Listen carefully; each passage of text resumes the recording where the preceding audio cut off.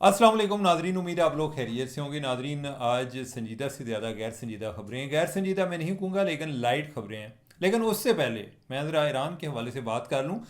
Trump और Iran वाले चाहते क्या हैं? मैं दिन में कोई 4 दफ़ा इनके बयानात बदलते हुए देखता हूँ। कल शाम के टाइम क्या, यही टाइम था, और जब मैं रिकॉर्डिंग कर रहा हूँ तो उस टाइम मैंने खबर पढ़ी, बल्कि उसके बाद पढ़ी, कि ईरान के हवाले से, कि ईरान की तरफ से बयान आया कि वो एक माह के लिए सीज़ फायर पर तैयार हो गए हैं, और वो आबनाए हरमुज़ खोलने पर भी उन्होंने रजामंदी जाहिर कर दी है कि ईरान और अमेरिका के दरमियान इस बात पे मुआहिदा हो गया है, या रजामंदी होगी, ये एग्री कर गए हैं। अच्छा, फिर मैं रात को लेट नाइट जब मैं सोने लगा तो फिर देखा जी कि अमेरिका ने ईरान पर हमला कर दिया। आज जब सुबह उठा हूँ तो ख़बरें पढ़ रहा था। आज ये पढ़ी जी कि ईरान ने तेल बरामदात में हलट डालने के इल्ज़ाम में एक और टैंकर कब्ज़े में ले लिया, यानी कि इसमें अमेरिका सीन से गायब है। हमला किस टाइम होता है, क्या नहीं होता, कभी यूएई का सुनता हूँ, सोते उठते हुए कोई अलग अलग किस्म की खबरें आ रही होती हैं। तो लिहाजा आप इनके बारे में परेशान ना हो। हमारी अब ये एक रूटीन बन गई है, ये एक मामूल का हिस्सा बन गया है कि ईरान में जो हो रहा है, या ये जंग है, या क्या चीज़ है, ये कब ख़त्म होगी। एक बात मुझे लगता है कि दोनों साइडें जो हैं वो, अब उनमें वो एक्साइटमेंट नहीं है जंग लड़ने की। अब ये है कि बस जिस तरह होता है ना कि कोई लोगों को वहाण वास्ते कि अखों अखा कट देने, वो वाली निकाल रहे हैं। बाकी अंदाज़ा हो गया ट्रंप को, ख़ास तौर पे ट्रंप को भी अंदाज़ा हो गया, ईरान तो पहले डिफेंसिव पे था, तो ट्रंप को भी अंदाज़ा हो गया कि ये जो है ना, ये जीतेंगे शायद नहीं, लेकिन मुझे जीतने नहीं देंगे, तो मुझे इधर फंसा देंगे, और उसको आगे और बहुत सारे काम करने हैं। तो वो भी आंदा यार इन्हीं के पास छड़ दिया करो, इन्हीं के मेरे को गलती हो गई है, उनको आओ आगे चलिए ज़रा, मैं भी को अपने लोगों को किसी तरह मुतमिन करना है। तो वो अब कोई वो भी एक फेस सेविंग तलाश कर रहा है। अच्छा, दूसरी खबर, ये भी मुझे बड़ी एक गैर संजीदा लगी। वो ये कि कतर से सस्ती गैस मिलने की उम्मीद, पाकिस्तान ने एलएनजी की सबसे कम आलमी बोली मुस्तरद कर दी, यानी कि उम्मीद पर ही आलमी बोली मुस्तरद कर दी है। अब क्या ये उम्मीद, इसका मतलब यह है कि ये बड़ी संजीदा किस्म की उम्मीद है। हम पहले भी कतर से लेते हैं। कतर से ना लेने की, एलएनजी ना लेने का सबब तो यही ईरान जंग भी बनी, कि हमें बाकी जगहों से ये इंपोर्ट करनी पड़ रही है, और ओवरऑल ये हमें बिजली पैदा करने के लिए भी एलएनजी की ज़रूरत होती है। अब तो खैर घरों में भी जो ज़्यादा एक तरसील है, वो एक जो कुदरती गैस है, वो तो इतनी लोगों को नहीं मिलती। बाकी जो आरएलएनजी है वो उसके यानी कि वो उसकी सप्लाई जारी है आगे। इसी जंग की वजह से जो पहले लाइसेंस वगैरह ओपन हुए थे, कनेक्शन मिल रहे थे लोगों के, वो दोबारा से बंद हो गए हैं, कि अभी तो हमारे पास वो गैस भी नहीं आ रही। तो अब जो है, हमने उम्मीद पर ही, एक उम्मीद पे बाकी जगहों पे जो बोलियों में हम पार्टिसिपेट कर रहे थे, असा क्या जैसी वापस जा रहे हैं। अब इमेजिन करें खुदा न खास्ता फिर को मसला बन जाए, और कतर वाले हमें गैस देने के लिए तैयार हों, लेकिन हम उनको ला ना पाएँ। तो लेकिन फिर भी यानी कि मुझे उम्मीद है कि इन्होंने जो उम्मीद लगाई है, इसमें कोई ना कोई जान है। ये बिल्कुल इस तरह की कोई हवा में बातें नहीं हैं, इसमें ये एक सीरियस कमिटमेंट है। तो अच्छी बात है अगर हमें कोई सस्ते दामों मिल जाती है, तो जो कास्ट ऑफ प्रोडक्शन है जो एक इलेक्ट्रिसिटी की, वो भी ज़्यादा नहीं बढ़ेगी ओवरऑल। अदरवाइज़ खदशा ये भी है कि कोई एलएनजी के रेट जो हैं वो भी ऊपर बढ़ जाएँ। तो कतर के हम पुराने क्लाइंट हैं। कतर जो है वो इस टाइम यूरोप को भी गैस वही प्रोवाइड कर रहा है। यूरोप वाले पहले रूस से लेते थे, लेकिन जब से यूक्रेन वाला मसला बना है वो कतर से ले रहे हैं। बल्कि मेरे ख्याल है उन्होंने कोई 20 साल का इनके साथ एग्रीमेंट भी किया हुआ है, और ईरान जंग की वजह से कतर वाले उनको भी गैस नहीं फ्राहम कर पा रहे थे। खैर हमारी तो है, यानी कि यूरोप की जो एक रिक्वायरमेंट है, हमारी रिक्वायरमेंट, उसमें बहुत ज़्यादा फ़र्क है। अच्छा जी, एक और ख़बर, एक दो ख़बरें हैं जो मैंने आखिर में जाकर डिस्कस करनी है। अच्छा, ट्रंप ने वज़ीर आज़म और फील्ड मार्शल की दोबारा से तारीफ़ कर दी। अच्छा जी, ए जी गल है ना, यदी मुझे समझ नहीं आती। आपने कोई इस तरह के मुख्तलिफ आपके बचपन में आपने चीज़ें पढ़ी होंगी जी, कि वो महबूब आपके कदमों में, जादू वो जो सर चढ़ कर बोले। अभी इधर तो वो वही वाली एक कैफियत नज़र आती है कि पाकिस्तान ने कभी सोचा नहीं था कि इस तरीके से ट्रम्प जो है वो रोज़ाना उठ के तो पाकिस्तान की लीडरशिप की तारीफ़ करेगा। अब वो उसने को थोड़ी बहुत तरतीब चेंज की है, पहले वो फील्ड मार्शल का नाम पहले लेता था और फिर वज़ीर आज़म का बाद में लेता था। अब पता नहीं उसको किसने समझाया, वज़ीर आज़म तो कहने से रहे और वज़ीर आज़म को परवाह भी नहीं है कि पहला लो या बाद लो। वो आंदे ने कि यानी कि साडा भी प्यार फील्ड मार्शल ने तुहाडा भी है, यानी कि साडी मुश्तरका मुहब्बत होगी और की चाहिए, हमारा नाम लें या ना लें। तो यानी आपने उनका नाम लिया तो हमारा लिया। तो खैर वज़ीर आज़म ने तो मेरा नहीं ख्याल कि कोई इस तरह की बात की होगी, लेकिन किसी ने समझाया होगा, हो सकता है फील्ड मार्शल ने समझाया होगा, सर मुझे ज़रा शर्म आती है, आप पहले प्राइम मिनिस्टर का नाम ले लिया करें कि बाद में कुछ और हमें आप कोई देते हैं, यानी कम अज़ कम जो नामों की तरतीब है ना इसको थोड़ा सा चेंज कर लें, पहले वज़ीर आज़म का नाम ले लिया करें, बाद में मेरा नाम ले लिया करें। वैसे ही एक ज़रा मेरे लिए एम्बेरसमेंट होती है कि मेरे बॉस हैं तो वो क्या सोचेंगे कि यार जो सदर ट्रंप है वो बिल्कुल ही कुछ ख्याल नहीं करता, या अगर बॉस को भी परवाह नहीं है तो बाकी लोगों के लिए ज़रा सोशली आकवर्ड लगता है। अच्छा, मुर्तज़ा वहाब के हवाले से, मुर्तज़ा वहाब के हवाले से एक आज वीडियो सर्कुलेट कर रही थी। आजकल इस तरह की वीडियोज़ आ रही होती हैं कि बाद में पता चलता है कि वो ठीक नहीं है। अब बज़ाहिर तो ये ठीक लगती है, लेकिन जो डीप फेक भी आ रहा है ना वो इस तरह से है। वो ऐसी वीडियोज़ हैं कि एक दिन मैं ग्रुप को देख रहा था, वो आंदा है कि भाई मेरे कन्ना दी तो मेरी तौबा, वो कन्ना नू हथ ला रहा सी। आंदा है कि मैं भी बाज़ का तशखीस नहीं कर सकता कि वीडियो असली है या नकली है, इतनी ज़्यादा वो एक ओरिजिनल किस्म की वीडियो लगती है, लेकिन ये मुझे ओरिजिनल लगती है। तो इसमें क्या, मुर्तज़ा वहाब जो हैं वो जो है ना वो बाइकिंग कर रहे हैं, मोटरसाइकिल पे कराची में घूम रहे हैं, और उनके आसपास जो मोटरसाइकिल सवार हैं उन्होंने हेलमेट पहन रखे हैं, लेकिन जो मुर्तज़ा वहाब हैं उन्होंने हेलमेट नहीं पहना हुआ। तो इस पे मैं देख रहा था कि सोशल मीडिया पे लोग उन पे तनकीद कर रहे थे कि ट्रैफिक कवानीन की खिलाफ वर्जी कर रहे हैं।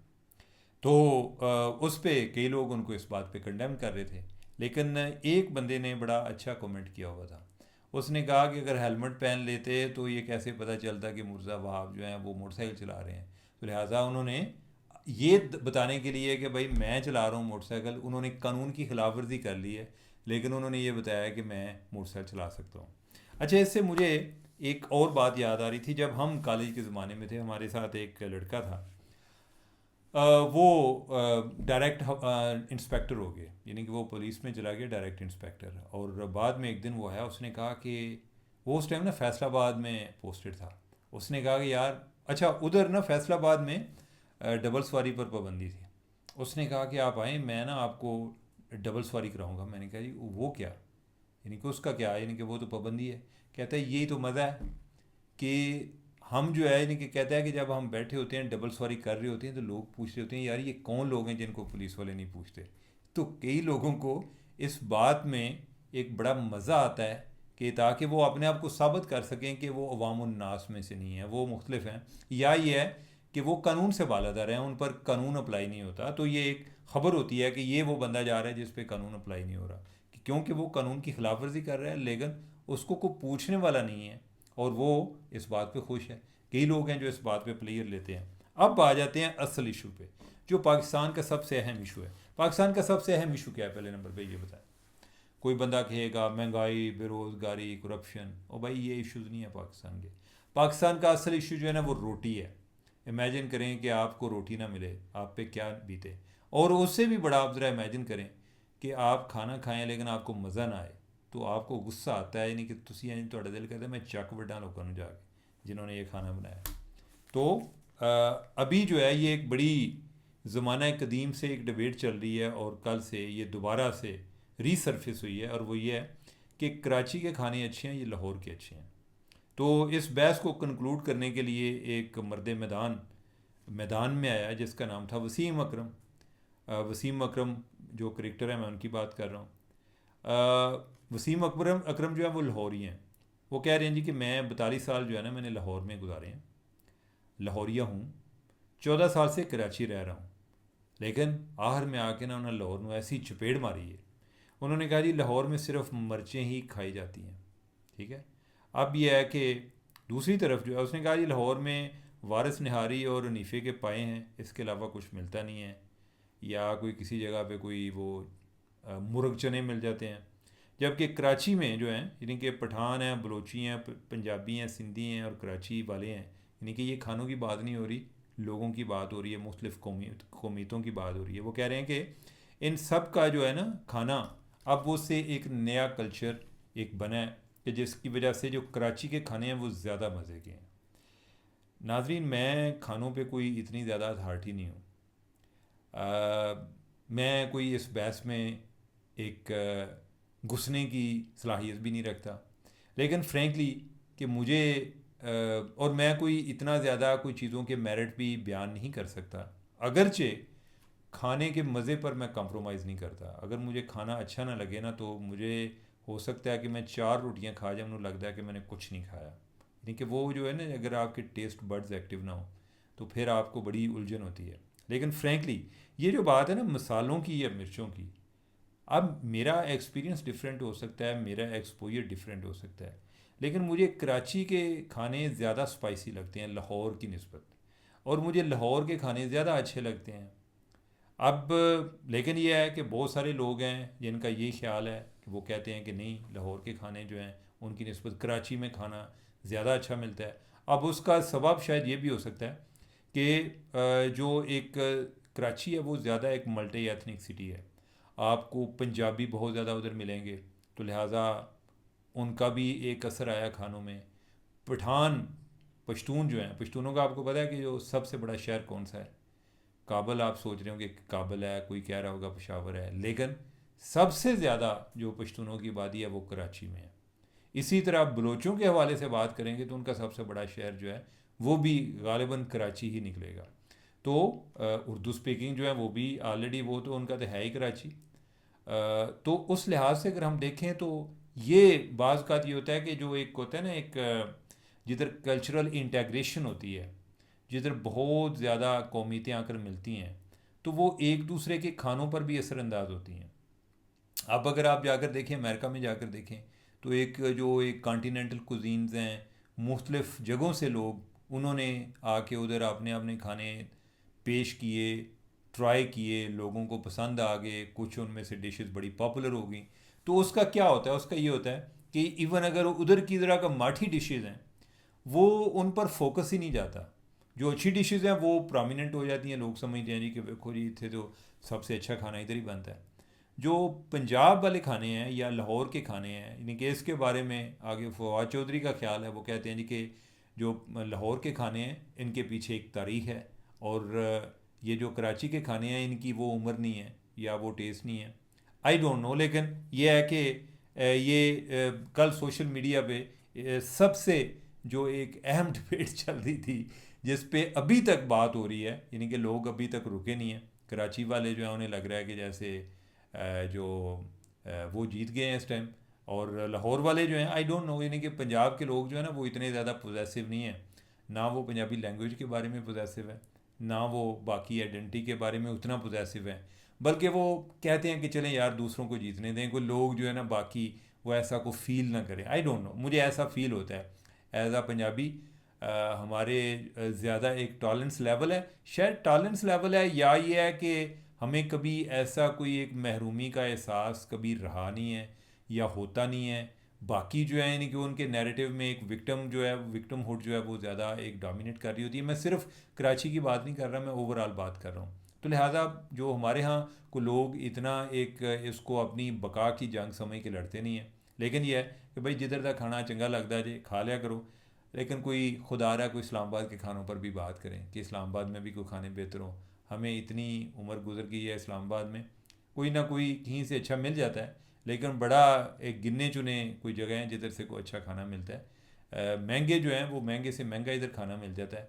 लेकिन वो जो बातें हैं ना, यानी कि आमतौर पे कराची के हवाले से ये बातें आती हैं कि कोई बड़ी कोई सौगात किस्म की जो डिशेज़ होती हैं कि उनकी कोई हलीम है या कोई इस तरह की कि जिधर लोग जो हैं वो लाइनें लगी हों, ये अभी कल्चर इस्लामाबाद में नहीं आया। और मेरी दुआ है कि ये इधर भी आ जाए ताकि हम भी कोई तरह सीना तान के कोई इस तरह की बातें करें। तो नाजरीन, तब तक के लिए मुझे दें इजाज़त। अल्लाह हाफिज़।